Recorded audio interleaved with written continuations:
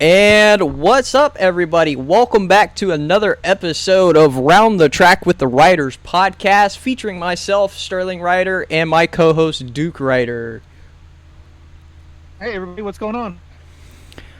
Well, we've got some exciting news for the podcast. We now have a sponsorship! Hey! So a group of really cool guys that I race with on iRacing. You've probably heard them in some of the league races that I have streamed. They have sort of their own personal company where they make special paint schemes, trading paint schemes for iRacing cars, and also do broadcasting and race control for all that for iRacing. So thank you to these guys for adding their sponsorship, Reaper Studios. So we thank you guys so much for coming aboard. You guys are awesome to race with. Some of the cleanest drivers I've ever raced with, for the most part. So if you guys are looking for some iRacing stuff, whether it be broadcasting, some race control, or you just want some special paint schemes made for any car on iRacing, just search them up. I'm going to leave their Discord link down in the description down below, and so just go join their Discord and you can request from there, more info from there. So thank you guys so much for joining us. We appreciate the sponsorship and hope this leads to a lovely future for both of us. So yeah, that's pretty cool. It's an actual it's actually sponsoring just the podcast, not your channel. I mean, so that's really cool. So we're basically going to be Round the Track with the Riders, presented by Reaper Studios. The name of the Reaper Studios. Reaper Studios. So that's pretty cool. Pretty exciting when you bring a sponsor on. So absolutely. One thing we will promise we will not do. We'll keep all this stuff for the end, as we're not going to be one of those podcasts that have ad reads every 3 minutes. If you listen to some of the NASCAR podcasts, that's what you get. They'll talk for 3 minutes and then they'll be in the middle of a sentence, and whoever's editing it will cut it for an ad read. And it's like, really? Yeah, it's let him finish his sentence before you cut it for an ad read. But that's pretty cool. Yeah, so super excited about that. I appreciate those guys. They're super excited as well. So yeah, great things, and just gonna make us build even more. So but we've got some racing to go over. We got some news to cover. So obviously we always start with the news first. So I'll go ahead first because you kind of didn't quite know this yet. I wouldn't say this is a surprise, but William Sawalich will return to the Joe Gibbs Racing number 18 in 2027 for the O'Reilly Series. Yeah, I think the only driver they haven't re-signed yet right now, hearing about Sawalich, is Taylor Gray. I don't think they've re-upped him yet, so I wonder what the holdup is. But I'm not surprised. I mean, he's won a lot of races for him at ARCA. He's won, I think, one O'Reilly's race so far in his career. So I'm not surprised. Plus, I mean, where was he going to go? I mean, yeah. Well, he could go someplace else, but who are they going to put in the car? I don't think they have anybody ready that Toyota can put in that car to begin with. So now, I do want to, because this actually just dawned on me. Obviously, we still got quite a few years till this happens. This is probably in the late 2030s. But do you think as soon as he is ready, they will sign Braxton Bush to drive that car? Oh yeah, absolutely. I really think I kind of think that was Kyle's plan all along. Was to get Braxton into Joe Gibbs equipment. I know he was driving Chevrolet for RCR when he passed, but I truly believe that that was Kyle's goal, was to get him in the Toyota program. You look at Kevin Harvick. Kevin Harvick has a very good relationship with both Ford and Chevrolet, right? And Keelan's driving a Toyota in the late model series. So obviously, I mean, and obviously that would be the natural progression. I mean, right? If the kid continues to show the talent that he's shown so far, it's kind of a no-brainer that Joe Gibbs would go after signing Brixton. And I mean, it would obviously be fitting. I mean, he would be able to drive his dad's number in the 18 car. So that doesn't surprise me one bit. Yeah. That if that happens, that would not shock me. And obviously, I think that Kyle's relationship with Joe Gibbs, being as long as it was, is probably going to outweigh. Plus, Joe Gibbs' success is probably going to outweigh anything that RCR would be able to offer him. Anyway, so I know RCR wants to save the 8 for Brixton, but to me, the 8 is an Earnhardt number, and the 18 is the Busch number. I know people have mentioned, well, he drove 5 too. Okay, yeah, but there were his time in the 5 was very impressive as well. But there were people that did more in the 5 than he did in the 2-3 years that he was in that car. So yeah. But yeah, that wouldn't surprise me at all. Obviously, that many years down the road, they'll have those openings. So yeah, a couple other signings that you had mentioned earlier. Dean, what's his name? Thompson. Don't ask me why my mind. Yeah, there you go. Signed to be a 3rd car for Haas Factory team in the O'Reilly series. As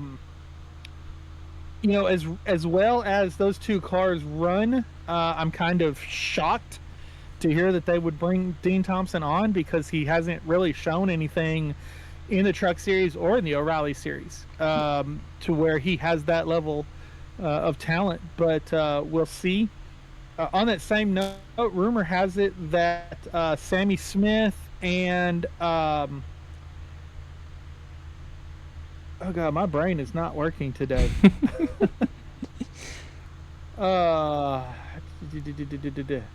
Sam Mayer could possibly be switching rides with Sammy Smith going over to Haas Factory and Sam Mayer returning to Junior Motorsports. That's just one of the things that's been rumored when you talk about Haas Factory team. And that wouldn't be the first time we've seen O'Reilly's team kind of swap drivers for a season or two, and then they end up swapping back or something. So that wouldn't surprise me. Yeah, they realize the grass isn't necessarily greener on the other side. Yeah, but like you mentioned, it is a little shocking for Haas to sign Dean Thompson, but my thing is, were they necessarily ready for a 3rd car in the O'Reilly series? Yes, we've seen Sam Mayer and who's the other driver? Cole Custer, right? Sheldon Creed. Excuse me. Cole's in the Cup. Yeah. We've seen them do really well, even with the 2-car team. Do you think adding this 3rd team is necessarily going to benefit them, or do you think that's going to draw the other 2 teams back a little in performance? Well, in O'Reilly, I think it's okay. I don't think it's going to hurt much. I don't think that Dean Thompson is going to come out of the gate and do anything extraordinary. I think that the other 2 drivers still have a chance to win. If it's Sammy Smith or and Sheldon Creed or whoever the 2 drivers are. I haven't heard anything about Sheldon Creed probably leaving, but if I don't see that hurting, but let's face it, they're adding a 3rd O'Reilly series car when their Cup car is next to last in the points. Yeah. Their Cup car is down. Actually, I don't think he's next to last. I think poor Connor Zillage, with the horrible season he's had this year, is next to last in points. But with Cody Ware, but I mean they're in the bottom 30, right? Okay, so you're going to take resources from your Cup car that's not running good at all and put them in with another O'Reilly series car. And they have come out and they've said that there is no they are committed to the Cup series. They are not selling their charter, which if they really want to focus on the O'Reilly series, that would be great. Sell that charter and Cup, and go run the O'Reilly series. But I think I think more than hurting their O'Reilly Series team, this is not helping their Cup Series team. Yep. 100%. Yeah. So he's 32nd. Cole Custer's 32nd in points out of 35 full-time drivers. And the three behind him are Connor Zillage, Cody Ware, and I just looked, but I forgot. Ty Dillon. That's the three drivers behind him. So we know what type of season Connor's had. That's just kind of bad luck on his part, but the other two is, yeah. Anyways. Not surprising. Yeah. So, anyways, moving on. This one was one we were kind of waiting on. We weren't quite sure at all where he was going to go. Our predicament was RCR. That is no longer an option, which sucks because that means probably Austin Hill is going to be the second RCR Cup driver, which is... Well, on that note, I read yesterday that talks have broken down between Austin Hill and RCR, and now Josh Berry is one of the top candidates for that car, which we talked about a couple shows ago, that we didn't know where Josh was going to land because there really wasn't anything. So if he's able to land at RCR, that would be really good. Well, anyway, on to the driver. If that's the case, we'll come back to that here after this, but Front Row Motorsports has signed a contract extension with Noah Gragson to remain in the number 4. So, like I said, that was kind of part of the news we were waiting on. He was one of those drivers we were like, we don't quite know where he's going to go, but he's going to stay right where he's at, which... Okay, I don't think that's a big win. I say it's a win because he has a ride. I don't say it's really a loss, though, because of where Front Row Motorsports kind of finishes on a week-to-week basis. I will say Todd Gilliland does pretty well, probably top 15, top 20 every week, which is really good. Noah, on the other hand, doesn't quite have that luck, I would say. But I will say I am happy he has a ride. I know that was one of the biggest predicaments, and I like Noah. He's a cool guy. I've met him before at Snowball Derby. So he's a very cool, chill guy, so for the most part. So it's good to know he has somewhere now, but what are your thoughts? Yeah, well, it's a 1-year contract, which Front Row Motorsports is famous for. They have options for beyond next year written into the contract, but it is a 1-year contract. You're right, it is a ride. The problem with Noah is it's not I don't think it's Noah's talent. I think the problem is Noah came into SHR like Josh Berry did when they were closing their doors, right? Mm-hmm. It was not a good situation. Erica Marola had retired. Kevin Harvick was retiring. So he really didn't have the greatest opportunity, right? And he also came in in the 42 car. I believe he was in the 42 car before, right? Mm-hmm. Before he was in the 10 car? Yeah. For Legacy Motor Club, right? Again, still, they were the bottom of the barrel. So, and then he moves over to Front Row Motorsports, which, doesn't really run great. So Noah's problem is Noah has not been in a top quality Cup car to know what it takes to have a top quality Cup car. He doesn't know what the feel. He doesn't know what to look for in the feeling, in the driving capability. Obviously, he knows, to tell the team what the car is doing, whether it's loose or tight or slipping or whatever that is. But he doesn't have the experience with a top quality ride to be able to come in and get in a car and say, this is what we need to do to make this car go faster. So I don't blame it on the team. I don't blame it on Noah. I blame it on the team. And just because Noah has taken the opportunities to stay in a ride that he's had to take, and they just haven't been the best quality of cars. So we'll see what happens after next year. there, other than Josh Berry, there really aren't any more major Cup dealings for 2026. Everybody seems to be pretty much locked down going into 2027 with, of course, the Alex Bowman announcement. We were waiting that. So really right now, the only team that I know of we're waiting on for 2026 is, I believe it's the 33 car. Yep. I know they haven't made an announcement with Daniel Suarez yet, but I don't see him going anywhere. No. Where is he going to go, and who are they going to put in the car? As far as I know, all the rest of the teams are locked down for 26, for 27. But there's some news for 28.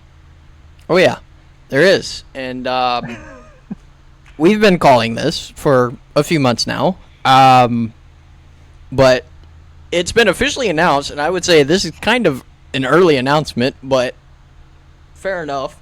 But Team Hendrick and Connor Zillage sign a multi-year contract to race in the 48 starting in 2028.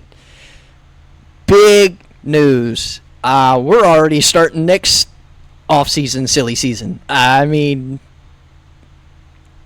I was expecting it, but not this early. Yeah, I'll just let you say your thoughts first. Well, we've seen this happen before. We saw it in 2012, at the end of 2012, when Kevin Harvick came out and he announced he was leaving Richard Childress Racing at the end of 2013 to go to SHR.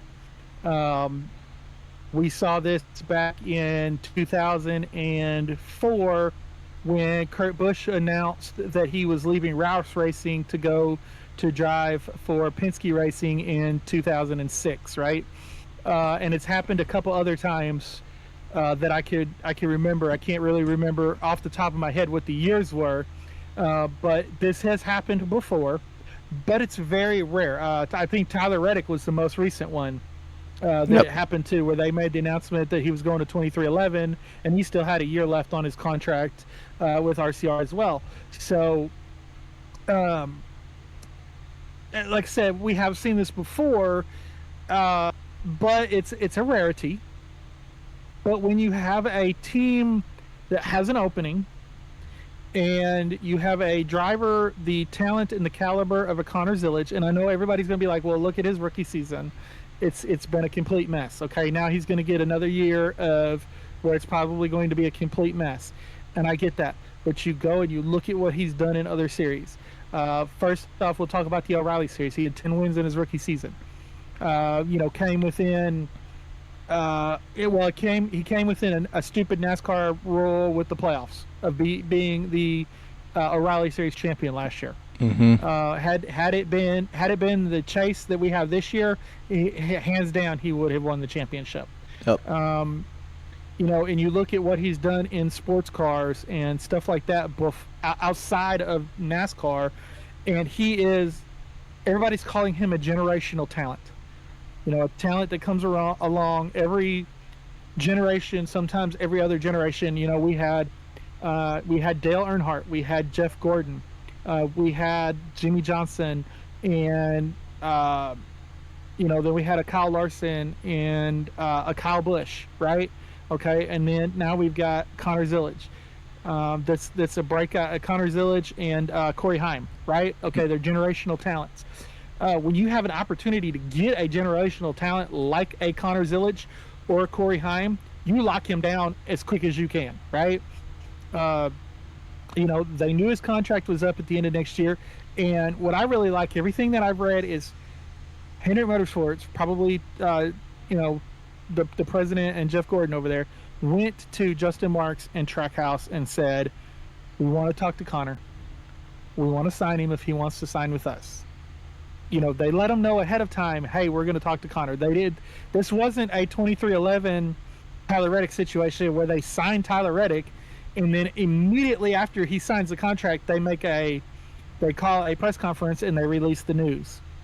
And RCR has no clue that this is going on. So Trackhouse knew that they were talking to Connor.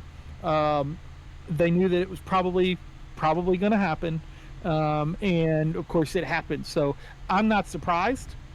It is a little bit earlier. I agree. A little bit earlier than what we expected. But like I said, when you have the opportunity to lock him down before any other teams talk to him, you better go lock him down. Yep. I 100% agree. That makes sense. I mean, you've got, like you said, this talent coming in to the top tier of NASCAR, and he has the skill set for not just wins but championships. And obviously, knowing Hendrick Motorsports with Rick Hendrick, Jeff Gordon, they know how to seek out that talent very well. So obviously picking up Connor is a huge plus for them, especially with the 48 being opened after 27 with Alex Bowman retiring. And, they immediately said, okay, time to make sure we have that seat filled with someone we know that'll put that car in victory lane. And that's exactly what they did. So I'm really happy for Connor.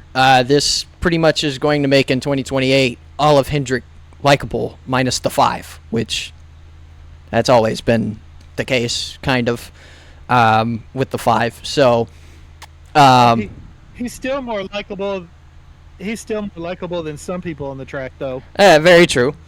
Now, the biggest thing I've seen about this news, I've seen it pretty much all over Twitter since the announcement, was what's up with Corey Day? People are saying Hendrick is turning their backs on Corey. Some are saying that they're screwing him over. Some are saying that they lied to Corey by doing this. What do you think is the case with Corey Day now that the 48 is going to be filled? Well, obviously, Rick Hendrick was asked that question, and he addressed that question. And what he said is, they have a plan in place for Corey Day. I would assume, I could be wrong, but I would assume, and sometimes what assume means, right? Mm-hmm. That they had this plan in place with Corey Day long before this situation arose. They have, I don't know what that plan is. I know he's going to be in the O'Reilly Series again next year, mm-hmm. which is good. It's good for him to spend 2 or 3 years learning how to drive a stock car. Okay? He's an open wheel driver. He's coming from the dirt racing. He's not an asphalt driver that's used to driving these big, heavy stock cars. Give him 2 or 3 years to hone his skills, right? Yep. Then maybe slide him into a Spire Motorsports or something like that in a couple of years, because Spire's going to have some openings. Mm-hmm. I know they have a couple. I know they have one kid that Tristan McKee coming up, and he's basically going in the 71 car, right? Michael McDowell said, "I'm here until he gets ready, and then when he gets ready, I'm stepping out." Right? But they still got the 7 car, which Daniel Suarez, they'll probably re-sign him for another year, depending on how if they think Corey's ready. In 2028, they'll put him in that 7 car. In 2028, if they don't, they'll keep him in the O'Reilly Series, and they'll maybe keep Daniel for another year. And so. But Rick Hendrick has said that they have a plan. They have a plan in place. They've had a plan in place, and they're sticking with that plan. So I don't think he's broken any promises to Corey Day. I don't think Corey Day was going to be in the 48. If Alex Bowman retired this year, Corey Day was not going to be in the 48 in 26 or in 27. He's just not ready. And Hendrick knows that. Gordon knows that. So they're not going to put him in a position he's not ready for, because we've seen what happens to drivers that get put in a position that they're not ready for. Okay, Joey Logano, when he first came into the series, I hate to use him as an example. When he first came into the series, he came in with Joe Gibbs Racing. Mark Martin his nickname was Sliced Bread. Mark Martin gave him that. He's supposed to be the greatest thing since sliced bread, right? Well, those first few years with Joe Gibbs Racing, he was non-existent. Okay, he gets over to Penske and he starts winning races and stuff like that. We've seen this happen before, where a driver gets rushed up. Daniel Suarez, right? He won the O'Reilly Series championship, and then in the off season, Carl Edwards retires. Well, then they stick him in the car, right? Mm-hmm. So he's not in the car very long, and Martin Truex comes over and takes his spot. Well, then what's Daniel going to do? Well, now he moves over to SHR, and he spends a year at SHR, and then he starts bouncing around, right? It is because Daniel wasn't ready to get in that 19 car in the Cup Series.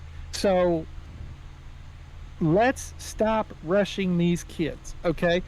And then a lot of people point, well, William Byron did it. Okay, yeah, right. William Byron started his career in late models. Okay, won races in late models, won championships in late models, moved up to the Truck Series, came a stupid playoffs away from being a Truck Series champion. Okay, he should have been Truck Series champion. He had 9 wins at the time. He set the record for rookie wins in a season. He had 9 wins and should have won the championship. Okay, then he moves up to the O'Reilly Series and won the championship. So he was ready. He had all of the experience that William Byron had was in a heavy stock car. Corey Day does not have that experience. So let's stop rushing these guys up and putting them in positions that they're not ready for, because when we do that, they're going to fail, and then everybody's going to be yelling, well, you knew he wasn't ready, why'd you put him in the car? So, these teams can't win for losing with some fans, but there's a plan in place. Let's stick to the plan, and let's get him ready for the Cup car, and then when he gets in the Cup car, he'll be able to succeed. Yep, exactly. I can agree with that. That makes the most sense. I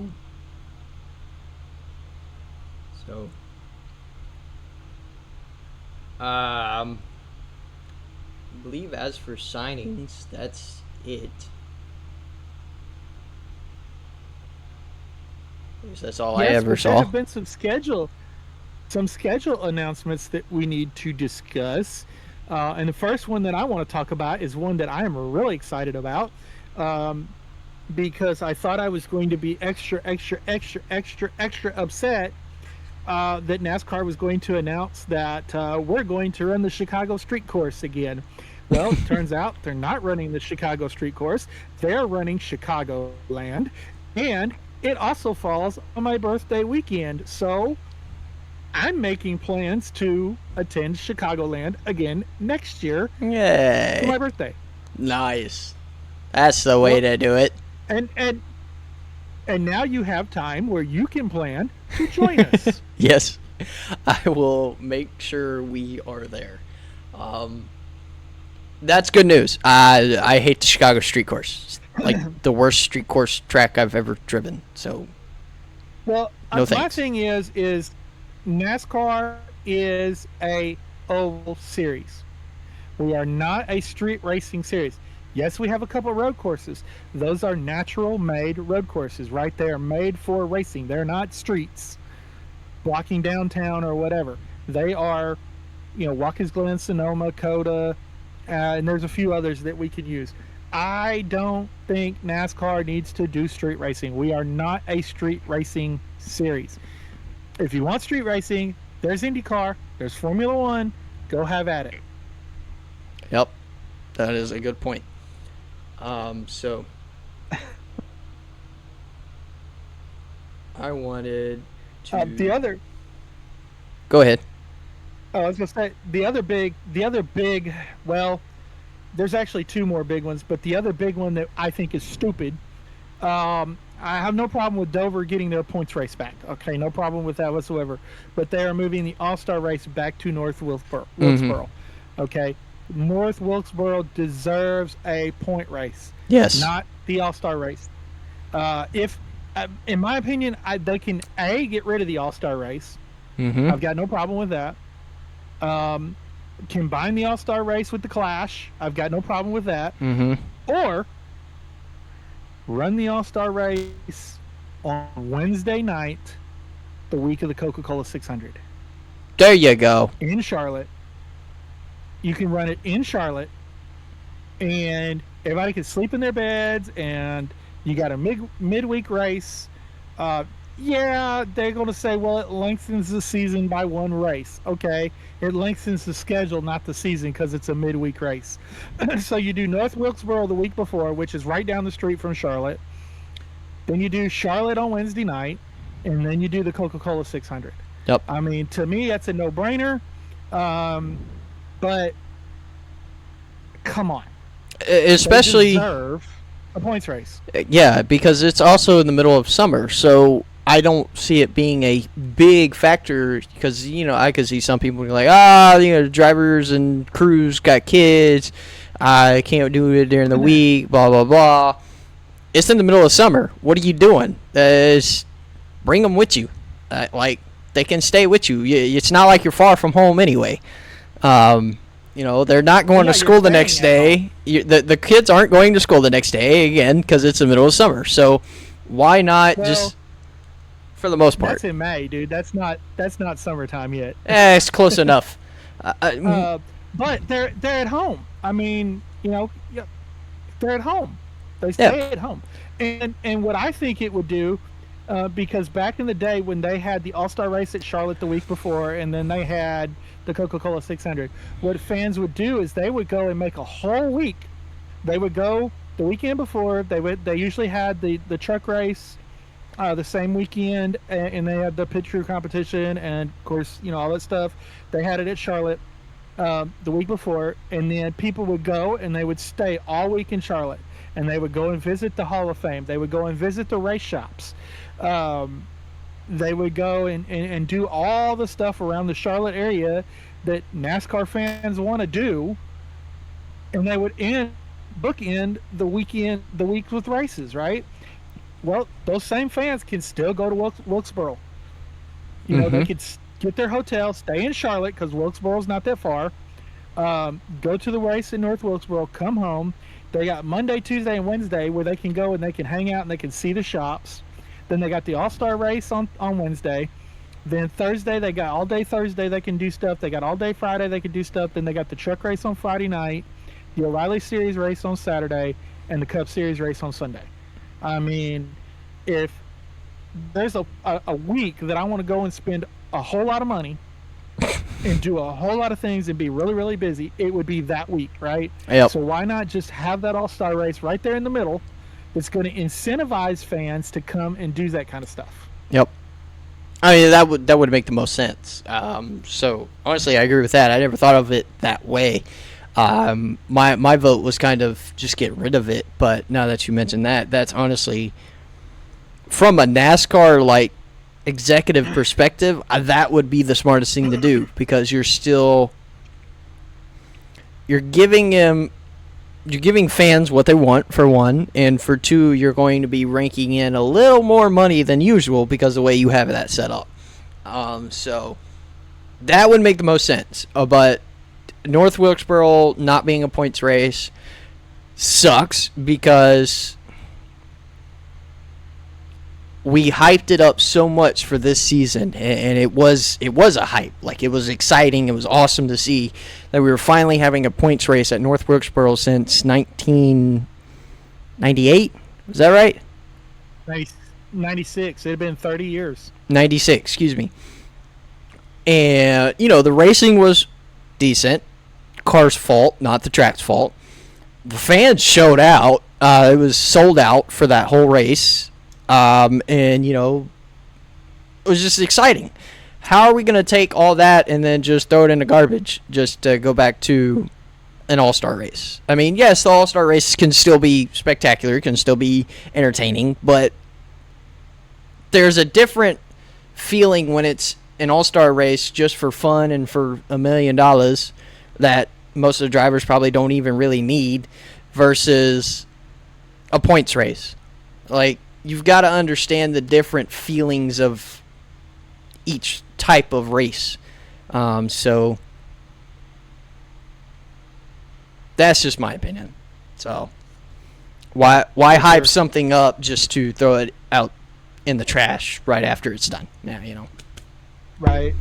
And then the other one that I'm actually excited about is they're moving the Clash back to Daytona. Yes. It's going to be the Saturday night before the Super Bowl. So I'm excited about that. I think that was a good decision. We've been calling for them to do that for a long time. Oh yeah. Putting the Clash back in Daytona is probably the best part of the schedule so far. We've been asking for this for a while. Bowman Gray was good, I will say. The LA Coliseum was absolute garbage, but Bowman Gray was pretty good. I won't complain about Bowman Gray. That was some spectacular racing. It was good short track Clash style racing. But Clash started at Daytona. It should be at Daytona. It just feels like it's the right way to do the Clash. So definitely happy that we're back at the Clash at Daytona. The Saturday night thing I didn't know about. That's probably just a smart TV move, because now instead of having competition between the Clash and Super Bowl, you don't have to worry about it because Clash Saturday night and you got Super Bowl on Sunday. Not that I watch the Super Bowl, so I could care less. But right. I know there's football fans out there. I'm not gonna hate on you too much. So. Yeah, it's great to know that we're going. It seems like we're slowly, even with the schedule, slowly going back to at least what we had in like the 2010s, mid 2010s. Like 2014 through 2017. We had the chase format, something like that. Yeah. We're kind of going back to how it was then. And we fixed the car, we could really be back then. Which means I'm hoping we continue to keep going backwards, go back to like the early 2000s and, late 90s, early 2000s where the racing was, full season points and some of the best racing in the world. So I'm hoping that's what we're kind of doing. But it's good to know that somebody is listening to the hardcore fans and it's showing. So yeah, we're making progress. It's baby steps, but we're making progress. So. Yeah. Something else that they just announced right before we started, I was actually surprised to see this news, and it's something the fans have been asking for. The Truck Series, before we get to that, let's talk about Rockingham. Rockingham is not on the schedule due to ownership conflicts, so the O'Reilly Series and the Truck Series races were not going to be there in 2027, so NASCAR had to do something. Okay, we've got a truck race. We need to find some place to put it. We've got an O'Reilly Series race. We got to find some place to put it. They haven't announced where they're going with the O'Reilly Series, but the truck race is going back to Canadian Tire Motorsports Park. This was literally just announced before we went on the air. I missed it. I missed that news. Going back to Canada, and I don't know. That is one of my favorite road courses. Yes. Especially with the trucks. I wouldn't mind seeing O'Reilly Series go up there and race, but I really wouldn't mind seeing O'Reilly Series go back to Villeneuve Raceway either in Canada. But that was just announced right before we came on. That's awesome. And started recording. I love that track. I would say that's probably one of my favorite road courses as well. Watkins Glen is really my favorite, but I love Canadian Tire. That's awesome. I'm glad we're going back. I didn't know that. That's exciting. That's going to be a great race. I'm already excited to watch it. That's awesome. Sad news for Rockingham. I can understand the ownership conflicts, though, going on. That makes more sense. When I saw the announcement, I don't think I ever actually saw why we weren't going back to Rockingham. So now that I kind of know that makes more sense. Still not happy about it, but I understand. The track I think we should go back to is Nashville Super Speedway. But I don't think that track is quite ready for racing yet. I know there's been a lot of restoration. You mean NASCAR? You mean the fairgrounds? Nashville Fairgrounds, sorry. I don't think it's been... I know there's a process going, but I don't think we're quite going fast enough for O'Reilly's to show up next season. But that would be awesome if it was. But, that's just my 2 cents. But no, I would think O'Reilly's probably went back to Portland. They did not go to Portland this year. The ARCA series and the Truck series did, but I would see probably the O'Reilly series maybe going back to Portland to fill that hole in their schedule. Understandable. That was a good race when they were there, so I would be okay with that. And I will mention, I just saw this, but this was actually announced yesterday, but Miami Homestead Speedway will be the 27 championship weekend again next season. So I did not know that the facility was undergoing $20 million in renovations right now. Apparently that's supposed to be done before this year's championship race. I had no idea about that, but it's good to know we're returning there next year, so we're going to have a good championship race for at least 2 years in a row. Yeah, as long as we don't go back to Phoenix. I know they're probably eventually going to go back to Phoenix, but we never saw a stellar championship battle at Phoenix. We just really didn't. We saw a bunch of fluke championships at Phoenix. Mm-hmm. Because Penske was always really good at Phoenix, right? So they won 3 championships in a row because that's where we were going. Kyle Larson won 2 at Phoenix because, well, last year he shouldn't have won it, but that was pit strategy. But the year before, when he won it in 21, it was because, it was Phoenix, and he was really good at Phoenix. So, well, in 21 he was really good everywhere. Yeah, he kind of was, yeah. But we saw Phoenix. 2020, I believe, was the first year they ran at Phoenix. Chase Elliott went out one, and then he hasn't been heard of at Phoenix since. So, yeah, I don't even think Phoenix knows who Chase Elliott is. It's been so long since he showed up out there. Yeah, I don't like the race at Phoenix. I don't like the finale being at Phoenix. Now, thank God we're done with that, Final Four, winner take all thing. So hopefully we can go into, when we do go back to Phoenix, we can go into Phoenix with a pretty good idea of who the champion is going to be, or at least there's a, point situation where, this driver has to finish 5th and the other driver has to wreck out or whatever to win the championship. So, at least both of them have to do something to win the race instead of luck their way in and be like, oh, well, I happen to get enough points to get here and blah, blah, blah. Yeah, that would make sense. So I think that was you already mentioned Dover's going back to a points race, so good. The All-Star race there was absolutely terrible. Of course, the All-Star format they had this year was also absolutely terrible. Another part of the reason it sucked. So we don't know the All-Star format for next season, but hopefully it's not the crap they had this season. If it is, somebody needs to be fired. Somebody should be fired for how it was this season. But, other than... Well, the person that's mostly coming up with these, he owns the speedways, so I don't see him get fired. I guess that makes sense.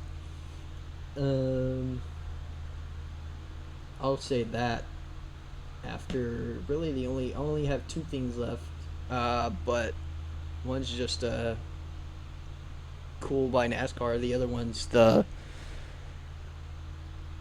last ride news, but I don't know of any other news we may have. So,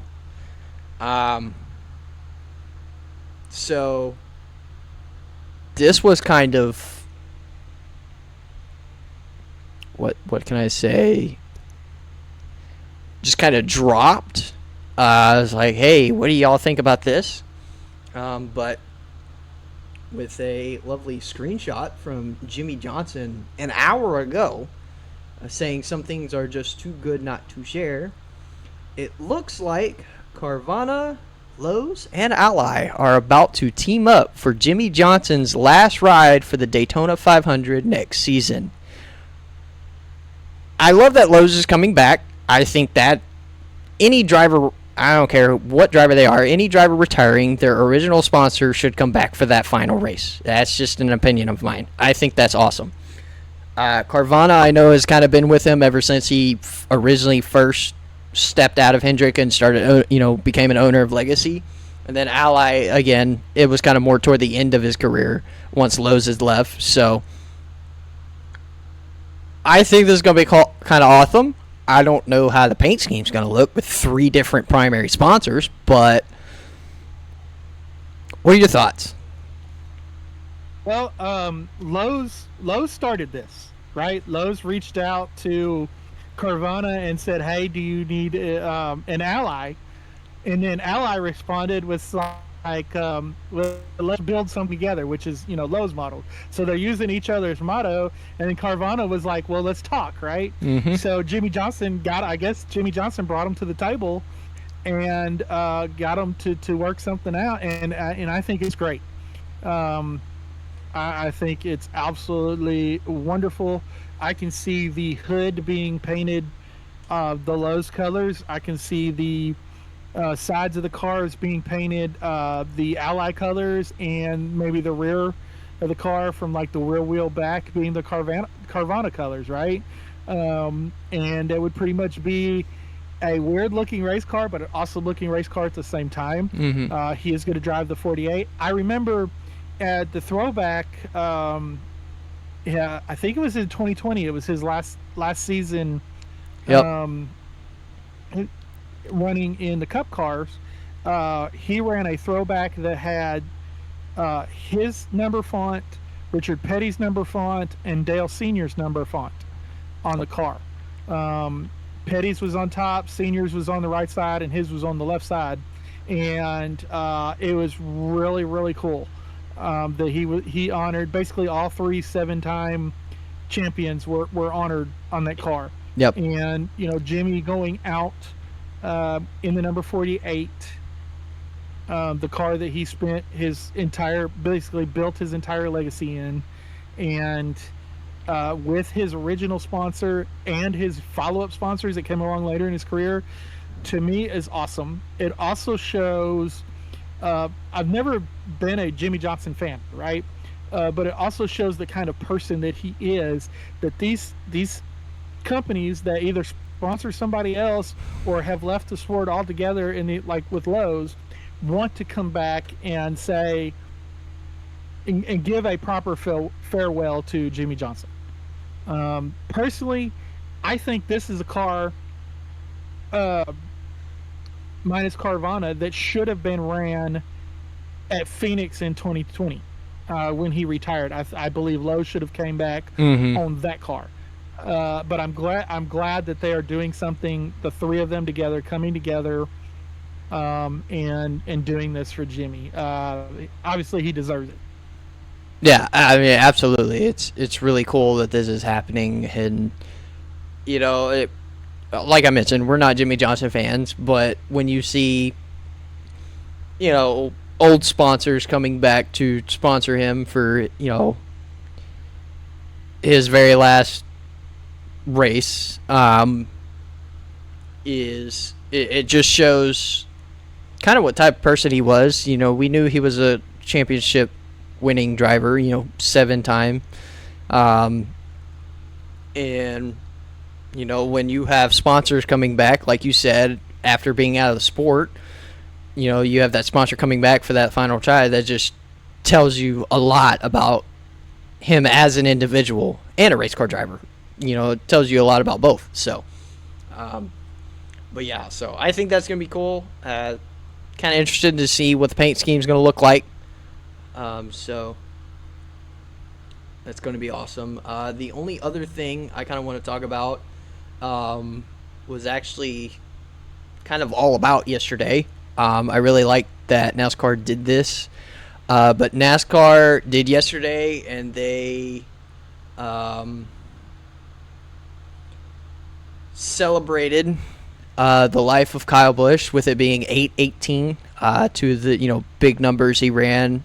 Obviously 18 his biggest number, the 8 being where he was before he passed. Showed a lot of clips, a lot of moments, a lot of memories with Kyle Busch, and just kind of dedicated 8:18 to Kyle. I thought that was awesome. Just scrolling on my feed, not just NASCAR, but other drivers, retired and active, sharing stories, sharing pictures and videos of, them racing with Kyle or just having a talk with Kyle, So I just want to mention that was really cool to see, So you love to see, even though he's gone, he's not forgotten, and he won't be forgotten probably ever. We still talk about Dell Sr. this day, after the unfortunate events with him, and so, Kyle's pretty much right there. He's always going to be talked about. So, I just love that they did that for him. So, yeah, absolutely. The other thing that came out yesterday is that iRacing came out and announced that NASCAR 26, the cover screen or the opening screen, will feature the Kyle Busch remembrance logo that art has been on all the cars this year and been on all the infields of the racetracks. So, and then they're going to have a decal that you can put on your car in NASCAR 26 that as a remembrance of Kyle Busch. So and it would not surprise me at all to see Kyle Busch being the cover athlete of the game. They haven't released that. Well, they did, but that was but they might release a special edition, right, with Kyle Busch on the cover of the game, or a steel book or something like that, like they have in the past. So but really cool. Yeah, or maybe with 27, because I think 26 cover had kind of been done by before this had unfortunately happened. So maybe 27, maybe all of 27 just kind of be revolving around him with the cover and the artwork. So, yeah, something I would like to see NASCAR games do on this subject is, if you look at. I play a lot of the WWE games. We've played the NBA games, and they've had like legendary showcases that they can do, where you can go and you can compete in matches or play games. They did it with Michael Jordan. They did it with Kobe Bryant. Big games in their career, right? If NASCAR could instill something like that in the NASCAR games, and do like a Kyle Busch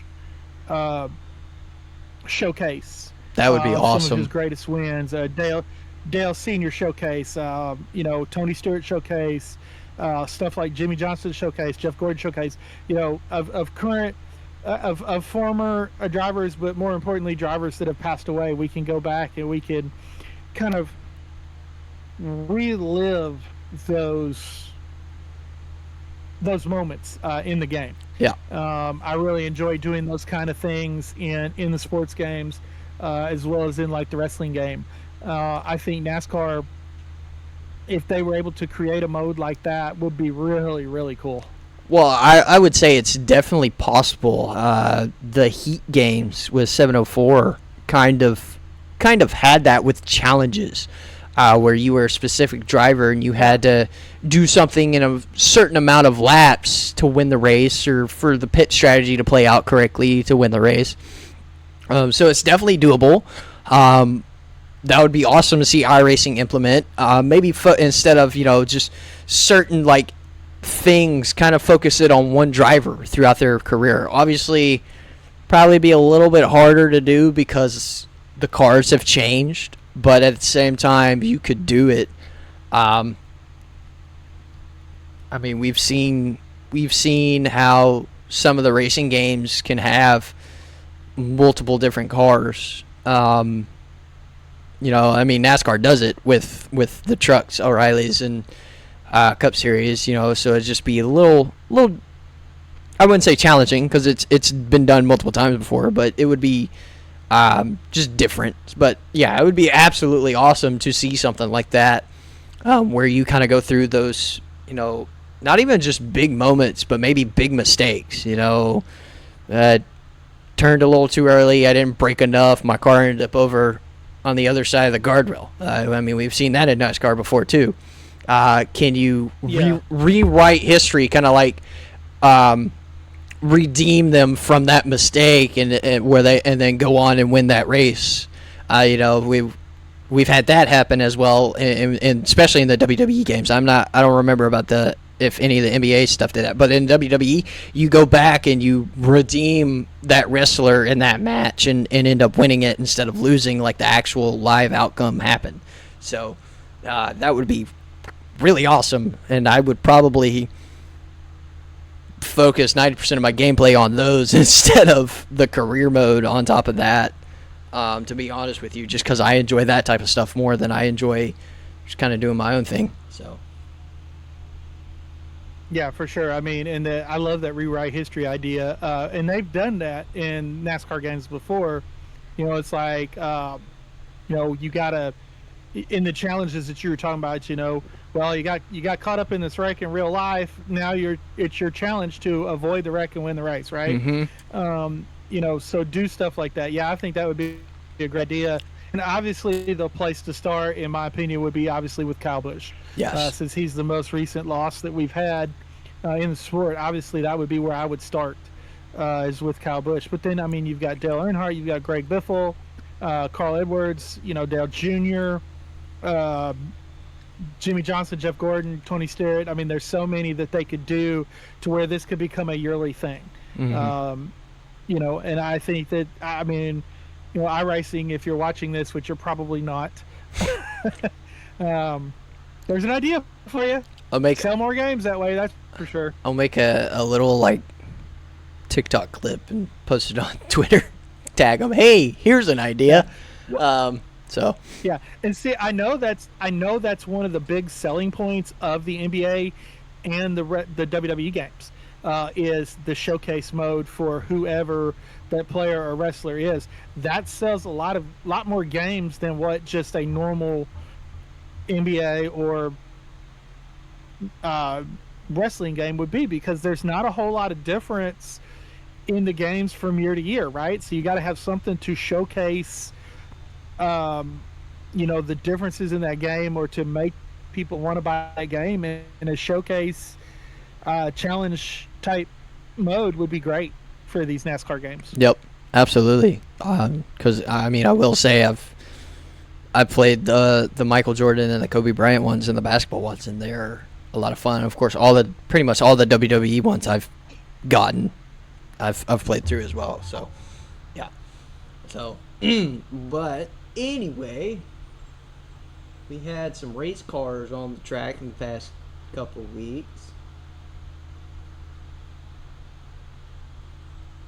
Yeah, surprisingly, we've only got 2 weeks worth of races to cover, not 4 to 6. Yeah.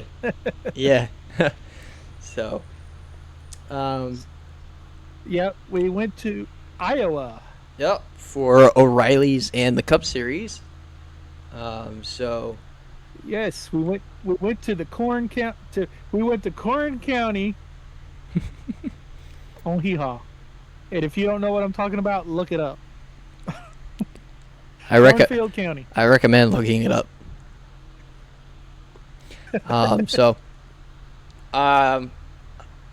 O'Reilly's race, good race.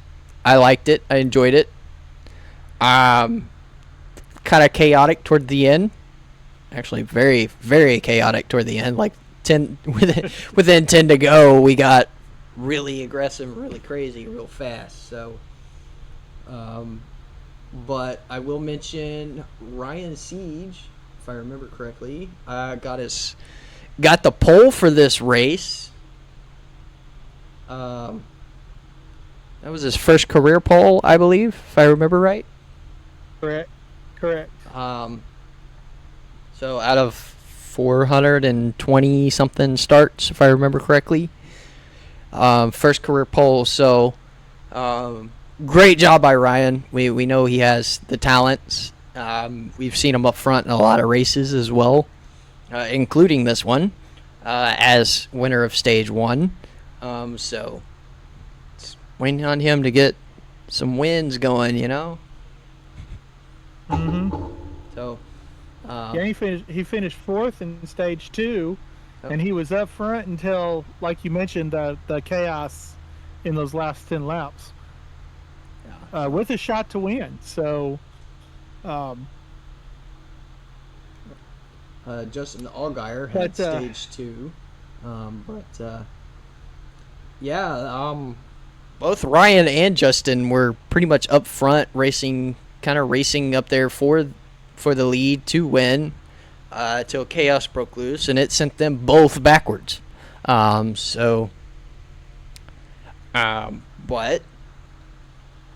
we have a repeat winner, but maybe not one you're thinking of. Carson Kvapil takes the win, his second career win after winning Indianapolis the week before. Yeah, I mean, if you're gonna prove you can win, what better way to do it than on a speedway like Indianapolis, and then show up at a short intermediate track. I really don't want to call it a short track, but a short intermediate track, and go out and win that too. It just kind of shows the diversity that he has in his driving talents. Yep, absolutely. Great job by Carson. So it definitely shows that he's where he needs to be, and he's going to continue to prove that. And I know he searched for his first one forever, and thankfully the second one did not take forever to get. So that showed talent and patience, because sometimes these wins do come off of patience. I know that for a fact. Now, what I'm sad and hurt by is we was so close to our first win, but sadly, Raja Caruth with the runner-up spot. All in all, I love that.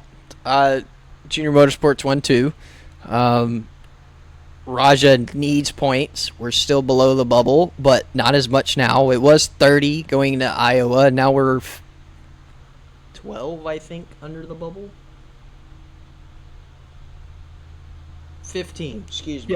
That finish did a lot of good for Raja. Fortunately,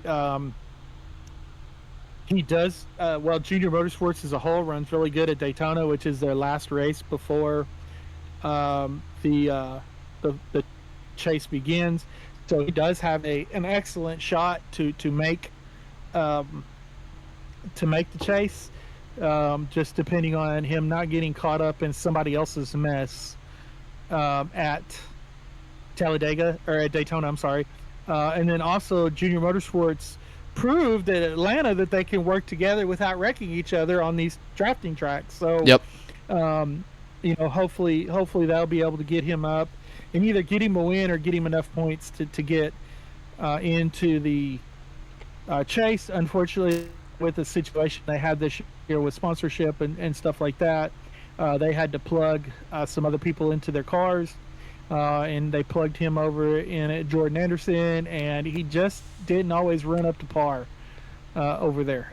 They were Junior Motorsports prepared cars, but they were Jordan Anderson pitted, and and they were taken care of at the track by Jordan Anderson's crew. And those, while they're really great guys and they're really good at what they do, they're still not Junior Motorsports quality. So he just wasn't able to run up front as much. So, but what I didn't realize until during the race and they were talking about it was this was the last race before Daytona. I mean, I thought they raced one more time in there, and they were like, well, this is the final race before the regular season finale. And I'm like, oh, wow, I didn't realize that they were taking 2 weeks off while the trucks raced. Yep. Yeah, it's definitely interesting. The 2 weeks could really help some guys, or it could really hurt them. You really never know. So it really, we're just going to have to wait and see kind of how it works out once they get back to the track in a couple weeks. Hopefully they're being smart and at least getting sim time in. I'm somewhat trying to stay somewhat active with seat time. There's not a lot you can learn by doing iRacing and simulator stuff, but there is stuff you can learn still, even with that being the case. But yeah. So your top 10, Carson winning the race, Raja coming up second, William Sawalich third, Ross Chastain fourth, Sheldon Creed fifth, Nicholas Sanchez sixth, Taylor Gray seventh, Dean Thompson eighth, Harrison Burton ninth, and Brennan Poole 10th. Oh.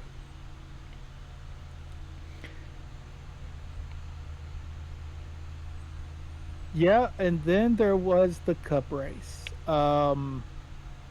And in this Cup race, there was a couple of reversals of fortune.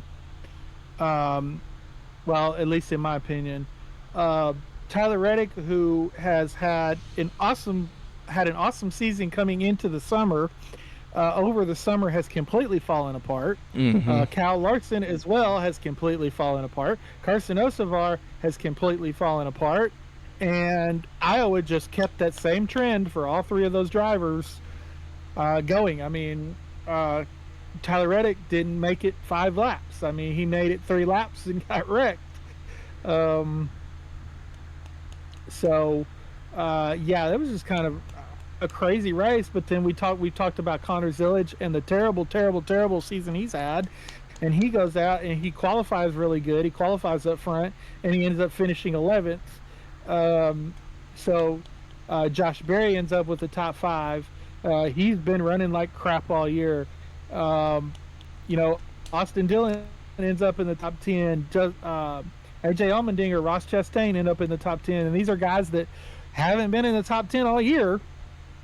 They haven't been running up front because every time they get up front or they start, like poor Connor Zillage, I mean, every time he starts a race, it seems like something's happening to him. These guys are able to go out and they.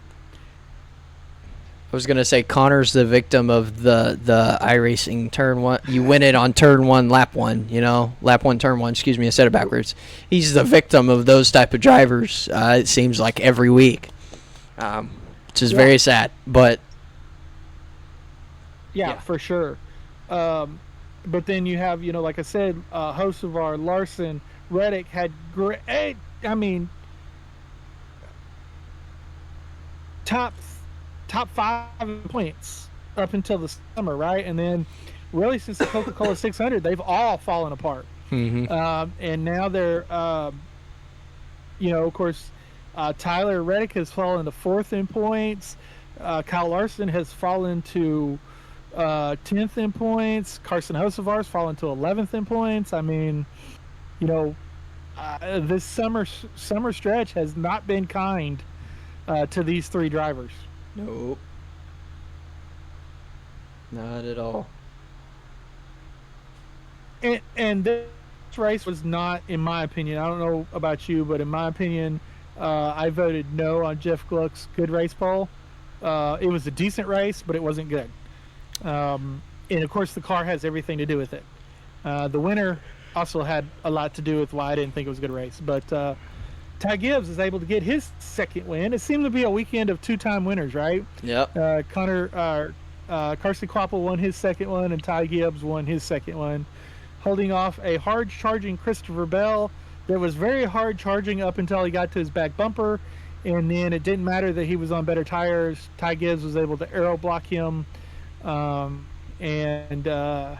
was able to go on and win the race. Which shows why this car stinks.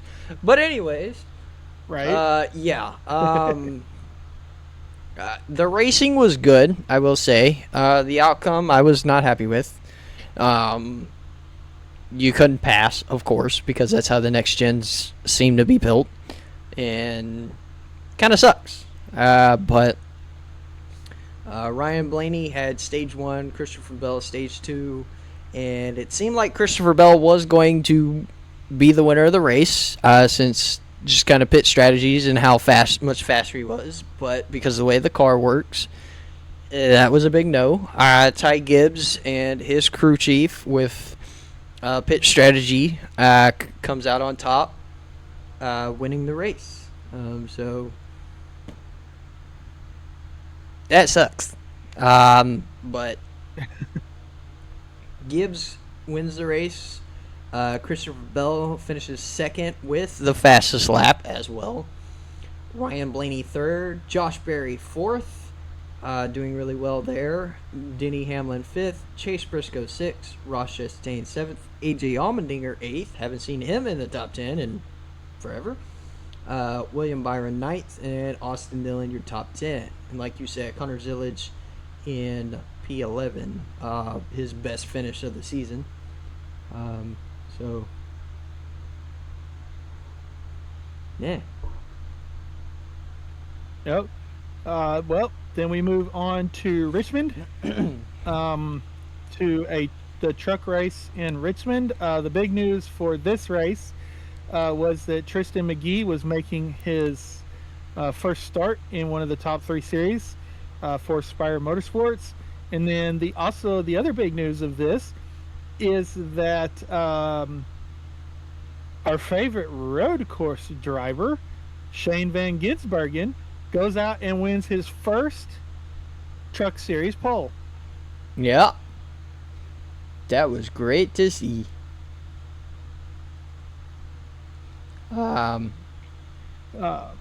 It's not just his, well, never mind. It is first truck. I was going to say it's not just that, it's also his first oval pole, but I think he has had it before because of rained out situations.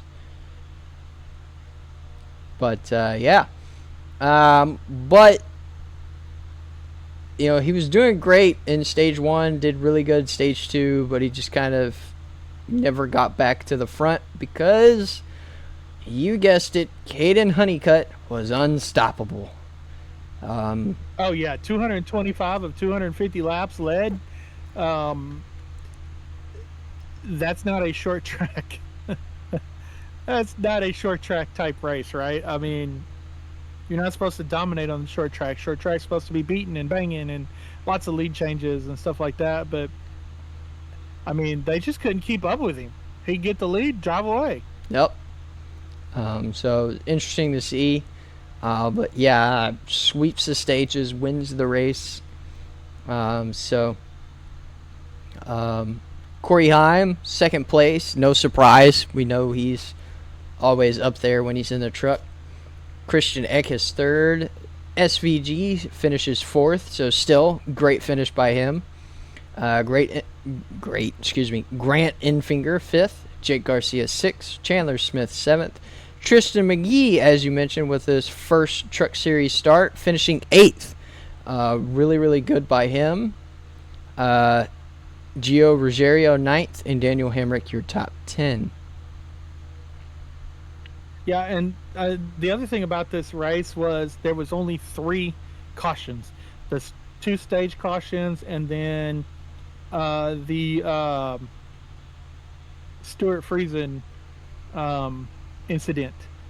So a very non-typical truck race where there's usually a whole lot of cautions, especially at a short track. So that was pretty good to see. Which was also, I believe, is why what allowed Caden Honeycutt to lead so many laps, because there just weren't that many restarts. And I would say I feel bad for Stuart Friesen, but I don't. Fair enough. So, moving on. Then we had the worst race, one of the worst races of the year. At Richmond in the Cup Series. It started out as a really good race, but then when we started getting about midway through the second stage, it started to become a not so good race, I guess you would say. It was Richmond. There's not a lot of cautions. There's not a lot of things going on track. Which we've gotten used to at Richmond. Richmond is usually a strategy race. You know, how many times are you going to pit? Are you going to pit 2 times? Are you going to pit 3 times? You going to pit 1 time in the stages? So it was a typical Richmond race. But there towards the middle of the second stage, it just got to where it just wasn't that compelling anymore to me. Yeah. Because you kind of knew what everybody was going to do. You kind of knew the strategy that everybody was doing the third stage. Yep. Just because of how the second stage was kind of set. Since stage 2 and the final stage with the same amount of laps. I don't know who did that, but that was dumb. But yeah, I mean, Ryan Blaney winning stage 1, Joey Logano stage 2, and sadly, Joey Logano wins the race. I will say, though, I was on the edge of my seat, like, cheering on Chase Briscoe, hoping by some miracle he would either Austin Dillon him or just straight out pass him. But sadly that didn't happen. And really, I'm going to say obviously the car sucks because of the aero blocking. But I would say more the biggest reason was a lot of the lap traffic going around, especially in the last 5 laps. A lot of lap traffic was screwing over Briscoe and not Logano. A teammate, I don't remember which teammate it was, JGR teammate for Briscoe, I think it was Gibbs, attempted to slow Logano down and aero block him, but it was in the straightaway, so Logano got around him, and going into the corner, they ended up aero blocking Chase Briscoe instead. So, in other words, NASCAR, change the car. It sucks. I think it's this great compact racing when it's just a conga line. This is not a discussion we have not had on, I would say, every single thing when we've talked about this car since this car came out in 2022. It's had the same problems since, and they've tried to fix it, but their fixes aren't working. It's time for a total new design. Mm-hmm. They had, and they realized with the car tomorrow that they had from 2008 to 2012 that there were a lot of problems. So they needed to do it, and they came out with the Gen 6 car. Okay, this car has way more problems than the COT car did. The COT car's biggest problem when it first came out was the fact that it looked like a box. And it was ugly. It had this stupid wing. It had this stupid splitter. I mean, it looked like a box on wheels with a splitter and a wing. Okay, that's not a stock car. Of course, I know NASCAR hasn't been a stock car since the 80s, but I get that. But that was a stupid looking car. That was the biggest problem. It raced really, really well, starting really in 2010 when they took the wing off and put the spoiler on. Mm-hmm. It raced really, really well in 10, 11, and 12. It was a really good car to watch racing. Okay, then they moved to the Gen 6. The first few years of the Gen 6 were great. Then they did the horsepower reduction and they added the downforce, and then it got kind of, where it wasn't all that great, right? This car has not been good since day one. Yeah. Especially on short tracks and road courses. And everything they have tried to do, nothing has worked.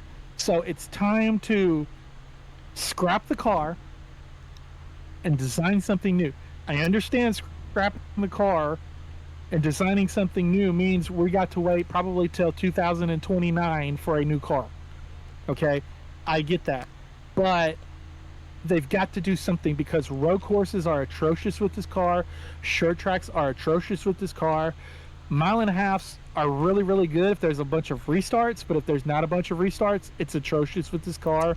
And even the drafting tracks aren't that great with this car because of all the fuel mileage racing. Mm-hmm. I know they've changed some things for Daytona that's supposed to change that. We'll have to wait till Daytona to see. But it seems like every time we're talking about a race not being a great race, it's not the track's fault because we've seen great racing at these tracks before. It's the car's fault. Yep. So it's time to fix the car. Absolutely. I will say, I can understand if this is kind of the factor, but we know Dodge is coming back into the sport. Dodge is working on the Cup car like this season. And supposedly there was a rumor they were going to be ready by 27. I don't see that happening at this point unless it's like right before the season kind of starts and then all that info comes out. But for 28, I can understand not wanting to change the car on them right while they're trying to set their car up. Obviously, they probably are waiting for them to finish entering the sport, and then they're going to change the car, which I understand. But there are still things we can do to make this racing better without completely changing the car. Give them the horsepower back. Give them smaller tires, not these big, wide F1 tires. And then try to the splitter stuff, like you mentioned, they've kind of done with. And honestly, I would say get rid of that front bumper splitter. Get rid of the splitter on the front bumper. I think doing those things, the racing is going to immediately improve. The little small things they keep changing, I don't think that's going to do anything because they're just small things. Add horsepower, change the tire back to a thinner tire, and remove the splitter. The racing's going to get instantly better. That's just me. Yeah, and I think the two biggest ones that you mentioned is horsepower and a smaller tire. Those two combinations together, I think, would make the racing better. Yes, we still see tire wear at Richmond, but imagine the tire wear if we had the old tire back on the car. And I know they'd have to go back to 5 lugs and blah blah blah, excuses, but they've got to do something. Absolutely. So, anyways, your top 10 at Richmond: Joey Logano winning the race, boo. Chase Briscoe second, Austin Cindric third, Denny Hamlin fourth, Chase Elliott fifth, Kyle Larson sixth, Christopher Bell seventh, Josh Berry eighth, William Byron ninth, Alex Bowman 10th. Your fastest lap was Ryan Blaney, who finished 13th. I will mention Josh Berry. He was pretty much in the top 10 the whole race. I think he fell to 12th one time, kind of from pit strategies. But really good by him, being up in that top 10 pretty much the whole race. So. Yeah, absolutely. Josh is racing he's racing for his job next year. That is, I believe, 3 top 10s in a row for Josh. So it might be 4. I might be mistaken, but Josh is racing for his career right now. He's got New Hampshire coming up, so that should be a good race for him as well. And who knows? He might be able to do Harrison Burton at Daytona and go out and get him another win before he leaves the Wood Brothers.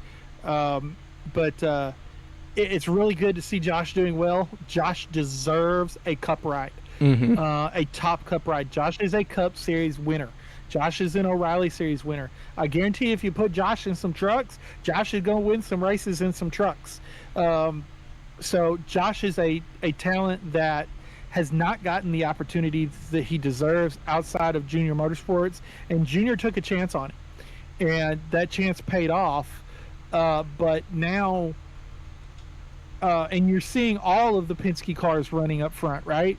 Not just as Josh Berry running up front, but Austin Cindric running up front. Of course, Ryan Blaney's been running up front all year right now, but now Austin Cindric, Joey Logano, and Josh Berry are starting to join.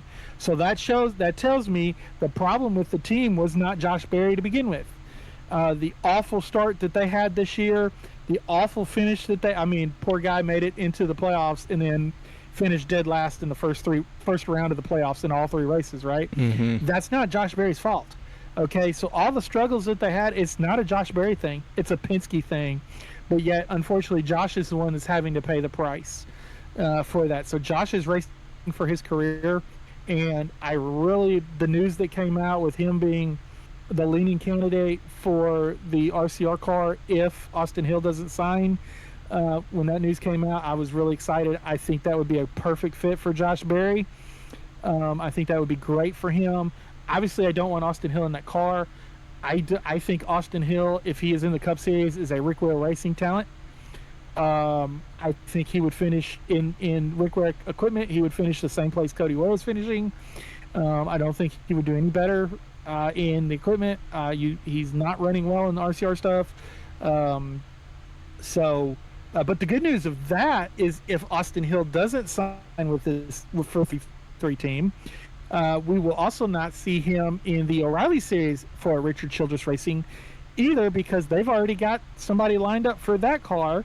They haven't announced it yet, but they've got somebody lined up for both of their cars in the O'Reilly Series. So bye-bye Austin Hill, and it's not going to hurt me for that to happen. No. I can agree with that. I don't see that hurting. So we'll take a quick look at the standings across all 3 series. Of course, we kind of mentioned this this episode, but for the Truck Series, the top 6 out of 10 are locked in. Lane Riggs, Caden Honeycutt, Chandler Smith, Christian Eckes, Gio Ruggiero, and Ty Majeski are clinched in for the chase. So right now we've got Grant Enfinger, Ben Rhodes, Daniel Hamrick, Tyler Ankrum above the cut line, and then we've got Stuart Friesen and Jake Garcia below the cut line. So that's your trucks standings for O'Reilly. Oh, unless you had something to say, sorry. I was just going to say, it looks like Stuart Friesen is going to be the only person that has a chance to make it, because he's 20 points under Akram. Well, I don't know. Jake Garcia is only 1 point behind Stuart Friesen, so either one of those go out and have a stellar Daytona, and then say Ankrum or Hamrick doesn't have a super stellar Daytona. You mean New Hampshire? Trucks are going to be at New Hampshire for the last race. That's right. They're not going to be at Daytona. It's the O'Reilly Series going to be at Daytona. But either which way, Garcia and Friesen are going to have excellent runs, and Ankrum and or Hamrick is going to have issues for either one of those guys to make it. Yep. Yeah. So, moving on to O'Reilly's, top 8 out of 12 are locked in. Justin Allgaier, he's been locked in for a while now, though, because he still has over a 200-point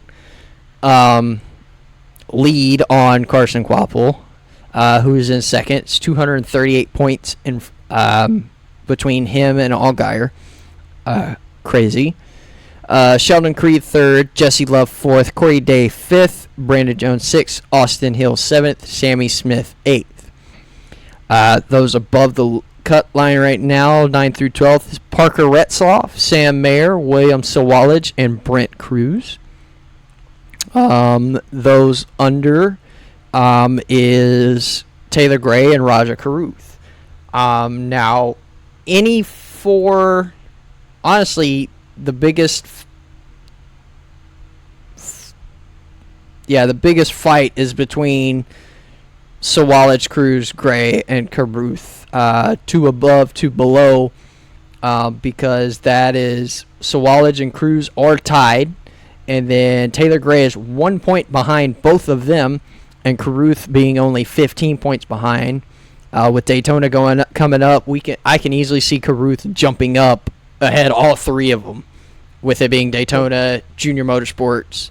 They line up, get him some stage points, stage 1, stage 2. He could easily jump both of these guys, and maybe miss out on some of the bigger collecting crashes from the super speedway kind of racing. He can easily make it in. So he's still. Yeah, I would think that would be the objective. Get Caruth all the stage points you can get him up front close to the end of the race for possibly a win, because that that Sawalage and Cruz and Taylor Gray are going to work together, and they're going to work with, of course, Brandon Jones locked in. So what's he going to do? He's going to go back and he's going to help his Joe Gibbs Racing teammates to try to get them in. Obviously, I don't think all 3 of them are going to be in, because I don't see Sam Mayer or Parker Retzloff having, unless they get caught up in an early wreck, I don't see them having a major issue. So two of the three or one of the three is going to make it, right? So it makes it exciting, but wouldn't this be more exciting? Well, I guess it really wouldn't be more exciting per se, but if this was the championship, you're coming down to the championship race and your top four are separated by 15 points. Full season championship, you've raced 32 races, you got the 33rd race to go, and your top five are separated by 15 points. Instead, we're talking about who's going to make the playoffs, or the chase, I'm sorry. But the question is, when they ran the simulation, basically it was sixth and up were going to be the ones that were going to, there was a 90% chance of, if you were sixth or up in points, you would win the championship in all the simulations that they ran, right? I think they only did it in the Cup Series. Well, the O'Reilly Series is going to be the same way. So is the Truck Series. So does 9th and 10th, 11th, 12th, do they really have a shot? I really don't think so. No. It's just gonna kind of have to play out if it just kind of each week after going into the chase just kind of falls in that certain driver's lap where they're kind of maxing out on points, getting really good stage points and, top 5 every race. Maybe. But other than that, no. And now, like you said, if this was full season points and this was the type of racing we were, type of points we had going into the final race, it'd be 10 times more exciting than it is now. It's exciting now, I won't lie. But it'd be a whole lot more exciting for full season points going into that final race for the championship. So, but it is going to be interesting to see how it plays out at Daytona in 2 weeks. 2.5 weeks. Week and a half, excuse me. We got half a week for New Hampshire and a week and a half. I'm sorry. My days are kind of goofed. So, anyways, we'll move on to Cup Series. Top 7 out of 16. I think that's too many drivers, but that's me. Are clinched. Mm-hmm. Denny Hamlin, Ryan Blaney, Ty Gibbs, Tyler Reddick, Chase Briscoe, Chase Elliott, and Christopher Bell are all clinched in. Kyle Larson, Joey Logano, Christopher Bell is 8 through 10. And then Carson Hocevar is 11th, William Byron 12th, Daniel Suarez 13th, Bubba Wallace 14th, Austin Cindric 15th, and Shane Van Gisbergen in 16th above the cut line. Now, I would say really the only person that could maybe make it in at this point, because it's a 50-point gap from 16th to 17th, is Ryan Preece. I don't quite remember what max points you can get a race is. I think it's 60. Is it still 60? I can't remember. I think it's 65 now with the 15 bonus. Well, no, it's 75 now with the bonus points, because if you get 40 points for winning the race plus an additional 15, and then if you won both stages, you get 20 points from that. So, okay. Well, if that's the case, then Ross Chastain would have a chance if he can do all that, but I don't see that happening at Daytona. But at the same time, you also have to look. They got New Hampshire too, so SVG is going to have to fall apart in those two races for 50 points. Now, 50 points can be made up. If SVG goes out there and he struggles at New Hampshire and he gets wrecked early in Daytona, Ryan Preece, Ross Chastain both have a chance. But is that really going to happen? SVG's been running really well in the ovals lately. Now, him getting wrecked at Daytona is a major possibility, but is a 50-point deficit without a serious incident in Daytona or even at New Hampshire to take him out. I mean, it's a comfortable cushion. Is it everything he needs? No, but it's more comfortable than what he had. So, because going into this race, Austin Cindric was actually 16th, and Ryan Preece was only 29 points out. Yep. So that is your standings as it is, with 2 races left in the Cup Series and a race each for O'Reilly's and Trucks. So yeah, so one thing I do want to point out about the point standings, though, is Tyler Reddick, I mentioned earlier, he'd fallen to 4th. He's 138 points behind Denny Hamlin. There was one point in the season, back before the Coca-Cola 600, where Tyler Reddick had a 150-point lead. Mm-hmm. So it has been almost a 300-point swing for Tyler Reddick in the past 2.5 months. This team has fallen apart. Yes. I mean, they really have. I mean, I know they had a decent finish at Richmond, but I mean, wow, what a swing. Yeah. It's crazy. But it goes to show you that it's, even though it's still not full season points, it's still where every point is going to matter. So, and then that's what we want to see, obviously. None of this winning you're in, or yes, kind of poo. But you know, this is what we want to see. You can start the season off great, and then completely flop going into the summer, or you can completely flop starting the season and completely turn around and have everything go great at the start of the summer. You know, it's either or. Yeah, kind of. That's the story of Chase. That's the story of Chase Briscoe. I mean, you know, he was out to lunch the first half of the season, and then he's in 5th in points now. I mean, I hate to say it, we can say it about Joey Logano too. I mean, he's up in 9th in points now, with how things have been going lately. So,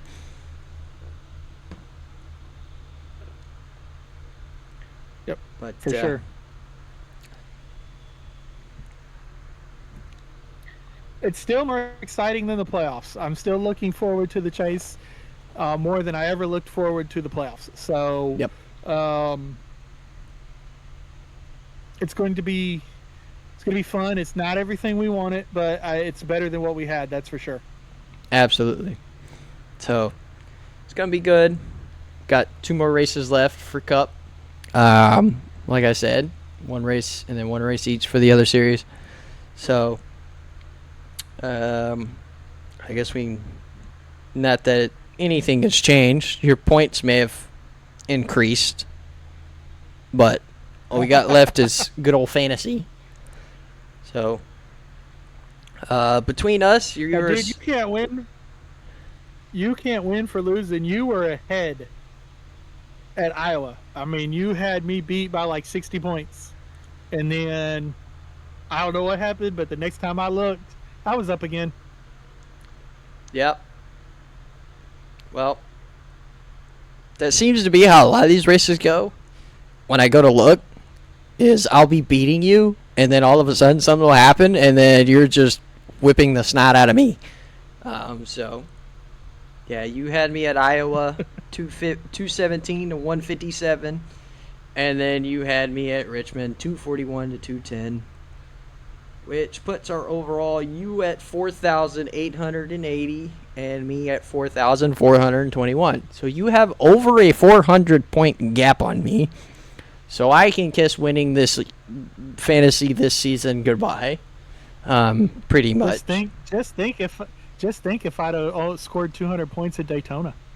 Yeah, I know, right?